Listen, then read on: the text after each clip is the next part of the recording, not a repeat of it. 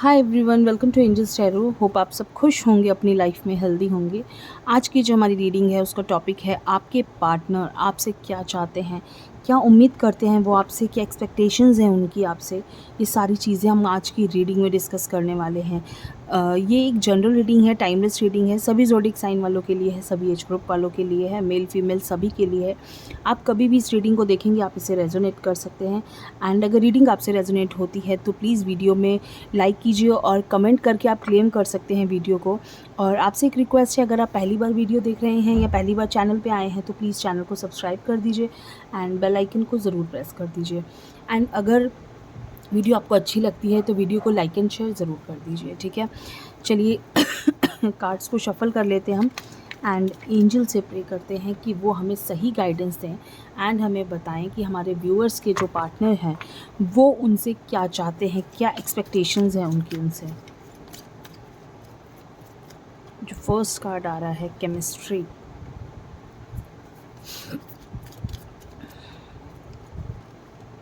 Reaching out, solitude and twin flame is near, self love, pay attention to the sign, okay, work on your connection and support. Next card is third party situation and manifest, okay, one sided love. ये है आपके partner की feelings आपको लेकर, क्या सोचते हैं आपको लेकर, क्या चाहते हैं आपसे, ठीक है। तो देखिए आपके जो पार्टनर है ना वो आपको लेकर क्या सोचते हैं, उनकी फीलिंग्स क्या हैं, चीज़ें क्या कहती हैं। वो सोचते हैं, वो चाहते हैं आपसे कि आप दोनों के बीच में कहीं ना कहीं जो हर बार केमिस्ट्री की कमी रहती है, मींस आप दोनों जो एक दूसरे को समझ नहीं पाते हैं। हमेशा क्या है आपके बीच में प्रॉब्लम कि आपको एक दूसरे को समझना बहुत मुश्किल है। आप दोनों को, आपको हमेशा से क्या होता है कि आपकी तरफ से कुछ ना कुछ आपके पार्टनर को फीलिंग्स रहती हैं कि आप उन्हें समझ नहीं पाते। वो आपसे जो एक्सपेक्ट करते हैं, जो वो आपसे चाहते हैं, जो वो आपसे बोलना चाहते हैं या बोलते भी हैं तो आप उनको गलत समझ, कहीं ना कहीं केमिस्ट्री की कमी रहती है। एक दूसरे को सपोर्ट करना, एक दूसरे को बिना कहे, सबसे बड़ी चीज़ क्या होती है कि हम बिना कहे ये समझ जाएं कि सामने वाला पर्सन क्या कहना चाहता है। वो हम उस चीज़ को क्या कहते हैं, केमिस्ट्री कहते हैं। ये आप कहीं के किसी के सामने खड़े हैं दोनों लोग, तो आप बिना कहे एक दूसरे की आंखों में देख के समझ जाएंगे कि मेरा पार्टनर मुझसे क्या कहना चाहता है या हमें क्या बोलना है।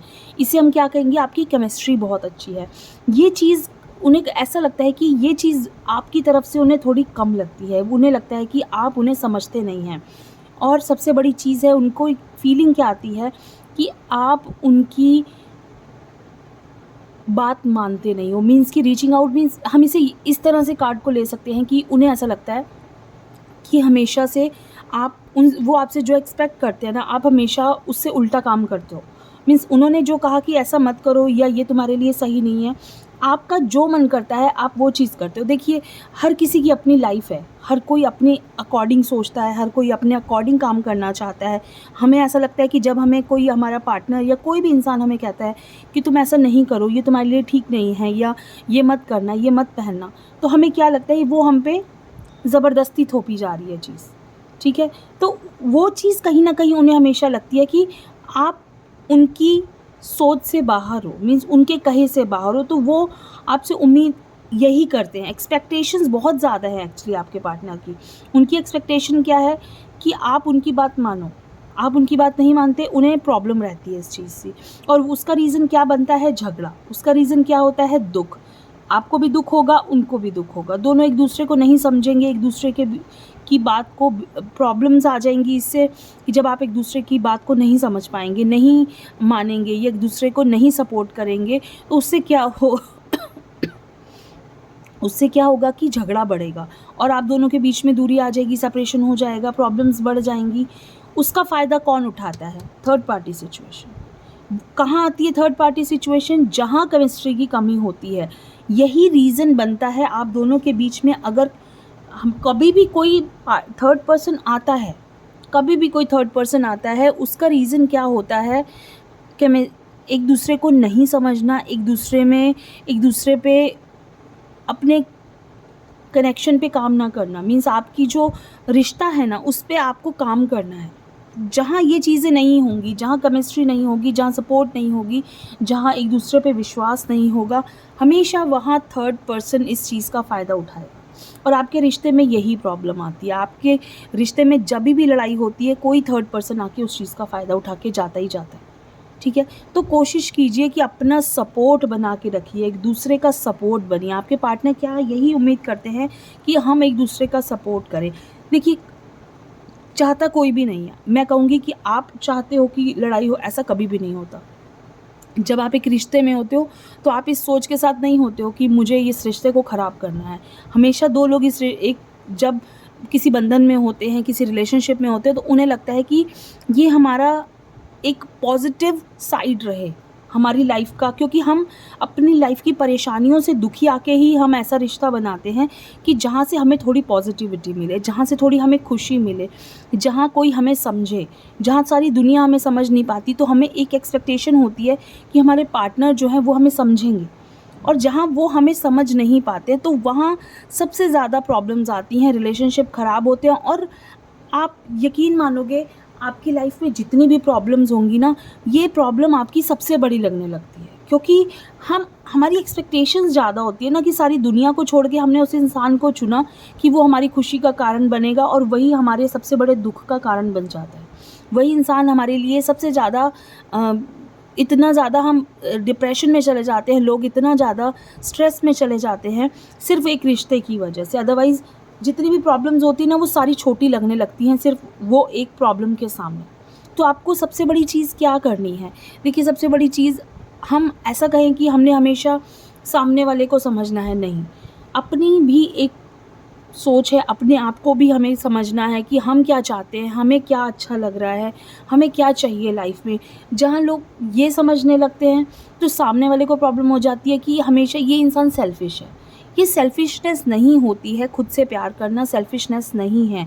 हर किसी का नेचर नहीं होता कि वो, कई लोग होते हैं जो दूसरों के बारे में बहुत ज़्यादा सोचते हैं, कई लोग होते हैं जो पहले अपने बारे में सोचते हैं फिर किसी के बारे में सोचते हैं।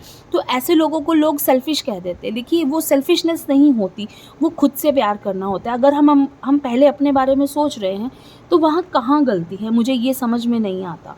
ठीक है? तो आपको क्या करना है, हमेशा जब आप दोनों के रिश्ते में प्रॉब्लम है, मान लीजिए अभी इस वक्त आप दोनों के रिश्ते में प्रॉब्लम है, आपको क्या करना है, उस इंसान को मैनिफेस्ट करना है, कोशिश करनी है, अपने कनेक्शन पे काम करना है, आपको सबसे ज़्यादा सपोर्ट करना है एक दूसरे को। अगर आपको इंसान आपसे उम्मीद कर रहा है, बहुत ज़्यादा एक्सपेक्टेशंस रख रहा है, तो आपको उसे, या तो उसकी एक्सपेक्टेशन को पूरा करो। अगर आप एक रिश्ते में हो, तो ये आपका फ़र्ज़ है कि आपको उसे पूरा करना पड़ेगा। लेकिन अगर आप वो चीज़ नहीं कर पाते हो, आपके नेचर में नहीं है, तो आपको उस इंसान को थोड़ा समझाना, ये आपके हाथ में है। सपोर्ट करना, उसे उसी के वे में समझाना कि ठीक है, प्यार अपनी जगह है, लेकिन रिश्ता अपनी जगह है, खुद से प्यार करना अपनी जगह है। तो ये चीज़ भी आपको अपने पार्टनर को खुद ही समझानी होगी, तो आपके पार्टनर इस चीज़ को समझेंगे। अगर वो आपसे प्यार करते हैं, तो वो ज़रूर समझेंगे।